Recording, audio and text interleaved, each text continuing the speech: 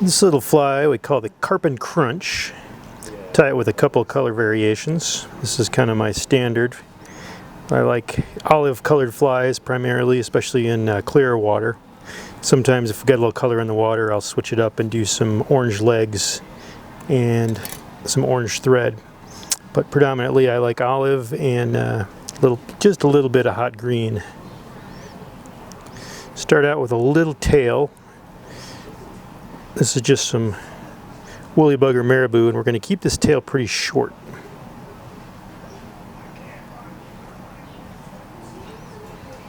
I'm just going to lash that right down in the hook shank and cut it off right behind my tying point for the eyes. Lash that down good. I'm just throwing in some Spirit River eyes here. You can use painted lead eyes. Depends on what you got.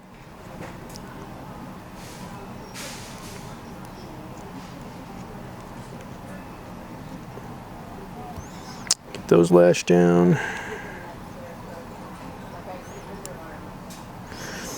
Next we're going to add some rubber legs. I just like to fold these over my thread, give myself a little bit of space, and I'm tying these on both sides of the hook.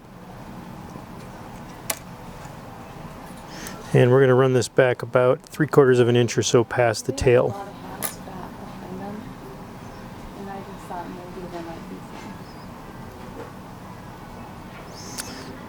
Reverse it and do it on the other side.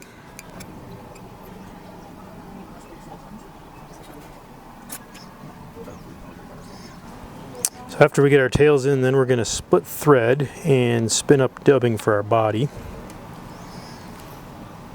This is kind of a peacock colored dubbing blend, olive and peacock. I'm just going to pick it out a little bit.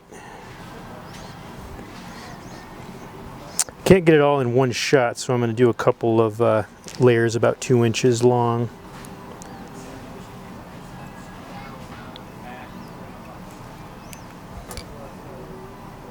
You could also do this on a dubbing loop, but with this 210 thread it's pretty easy just to split it and spin the bobbin and just have it right there.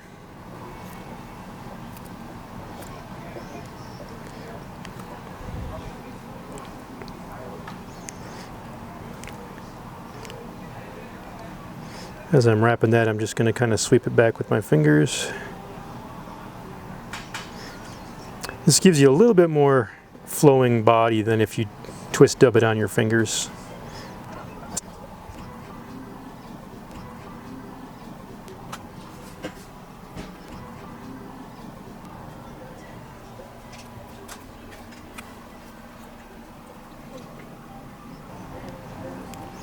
Get that right up to the eyes. Then we're going to add in another section of legs on both sides. The main reason for these legs is to give this a little keeling effect.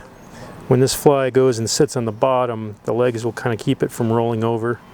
And that's critical if you're trying to kind of just ease this in front of a carp that's feeding. And if you end up getting a little ahead of him, you can let it just sit on the bottom until he gets into view before you bump it.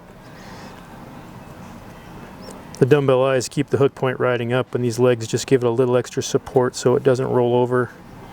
Nothing worse than having a carp drop down to pick up your fly and you're stuck on a rock. Alright, so we got that layer of legs in there, and then we just have to dub a little bit more around the eyes and finish it off in front.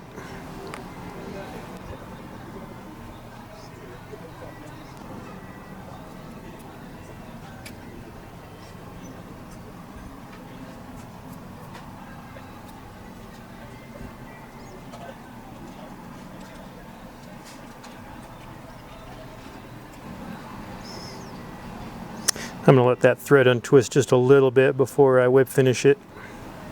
Otherwise the twist can sometimes cause it to snag up. That should be good. Now I'm also going to just build up a little extra thread here with this little spot of bright green.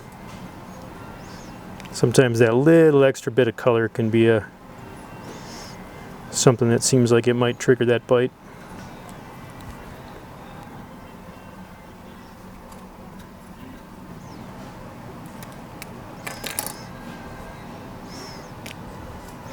There we have a Carpin Crunch.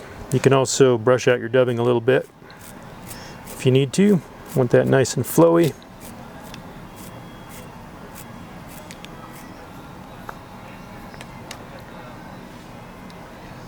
And that's how it's going to ride.